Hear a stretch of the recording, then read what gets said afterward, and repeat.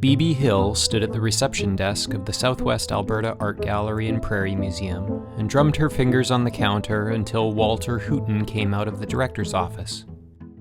She was annoyed, she told Walter, and she thought other people were annoyed too, but were too polite to complain about the noises the totem pole in the far corner of the room was making. "It sounds like gargling." Walter assured her that there wasn't a totem pole in the entire place, including the basement and the storage room. The current show, he explained, featured contemporary Canadian art from the Atlantic provinces. "It's called Sea Views," Walter said, smiling with all his teeth showing. There had been, he admitted, a show on Northwest Coast carving at the gallery some 9 years back, and, as he recalled, there might have been a totem pole in that exhibit. Mrs. Hill, who was 58 and quite used to men who smiled with all their teeth showing, took his hand and walked him to the back of the gallery. "Gargling," said B.B. "It sounds like gargling." Mrs. Hill and Mr. Hooton stood and looked at the corner for a very long time. "Well," said the director finally, "it certainly looks like a totem pole, but it doesn't sound at all like gargling. It sounds more like chuckling." Mrs. Hill snorted and tossed her head over her shoulder. And what, she wanted to know, would a totem pole have to chuckle about? "In any case," said Mrs. Hill, "it is quite annoying, and I think the museum should do something about the problem." It would be a fine world, she pointed out, if paintings or photographs or abstract sculptures began carrying on like that. Walter Hooton spent much of the afternoon going over the museum's records in an attempt to find out who owned the totem pole or where it had come from. At 4 o'clock, he gave up and called LaRue Denny in the storeroom and asked him to grab Jimmy in a handcart and meet him in the gallery. "The problem," Walter explained to the two men, "is that this totem pole is not part of the show, and we need to move it someplace else." "Where do you want us to take it?" LaRue wanted to know. "Storeroom is full." "Find some temporary place, I suppose.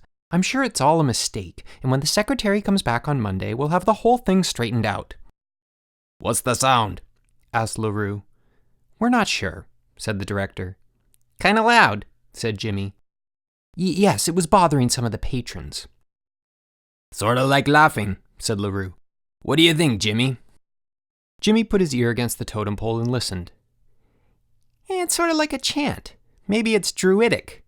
"Druidic?" "There was this movie about druids on a flight from England to New York. They did a lot of chanting. The druids..." LaRue told Jimmy to tip the totem pole back so they could get the dolly under the base. But the totem pole didn't move. "Hey," he said, "it's stuck." LaRue pushed on the front and Jimmy pulled on the top, and nothing happened. "It's really stuck." Walter got on his hands and knees and looked at the bottom. Then he took his glasses out of their case and put them on. "It appears," he said, "that it goes right through the floor." Both LaRue and Jimmy got down with the director. LaRue shook his head. "It doesn't make any sense," he said, "because the floor is concrete. I was here when they built this building, and I don't remember them pouring the floor around the totem pole." "We could get the chainsaw and cut it off close to the floor," Jimmy volunteered. "Well, we can't have it making noises in the middle of a show on seascapes," said Walter. "Do what you have to do, but do it quietly." After the gallery closed for the evening, LaRue and Jimmy took the chainsaw out of its case and put on their safety goggles.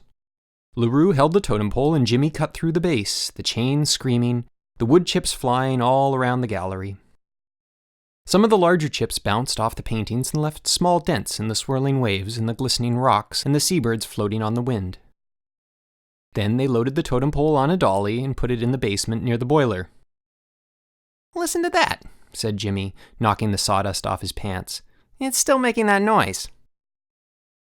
When Walter arrived at the gallery on Monday morning, the secretary was waiting for him. "We have a problem, Mr. Hooton," she said. "There is a totem pole in the corner, and it's grunting."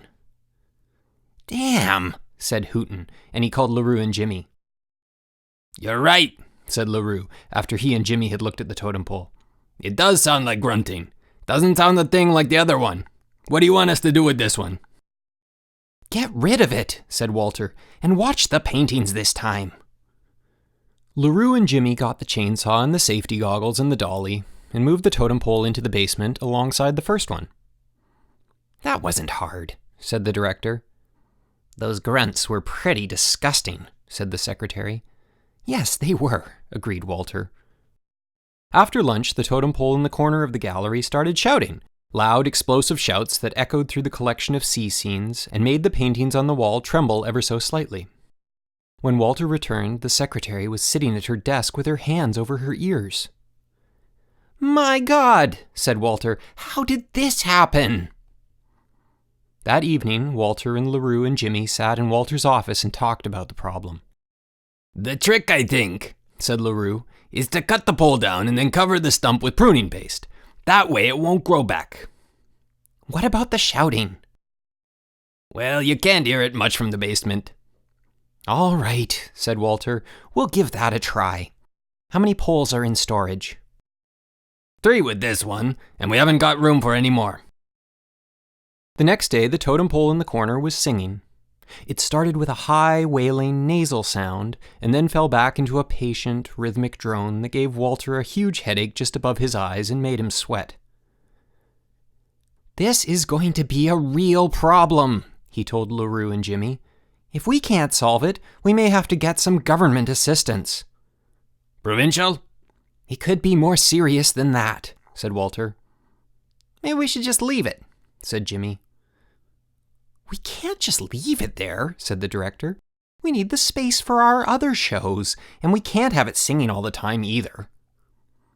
"Maybe if we ignore it, it will stop singing," said Jimmy. "It might even go away or disappear or something. Besides, we don't have any place to put it. Maybe after a while you wouldn't even notice it, like living next to the train tracks or by a highway." "Sure," said LaRue, who was tired of cutting down totem poles and trying to find space for them. "Couldn't hurt to give that a try." The totem pole stayed in the corner, but Jimmy and LaRue were right. After the first week, the singing didn't bother Walter nearly as much, and by the end of the month, he hardly noticed it at all. Nonetheless, Walter remained mildly annoyed that the totem pole continued to take up space, and inexplicably irritated by the low, measured pulse that rose out of the basement and settled like a fine dust on the floor.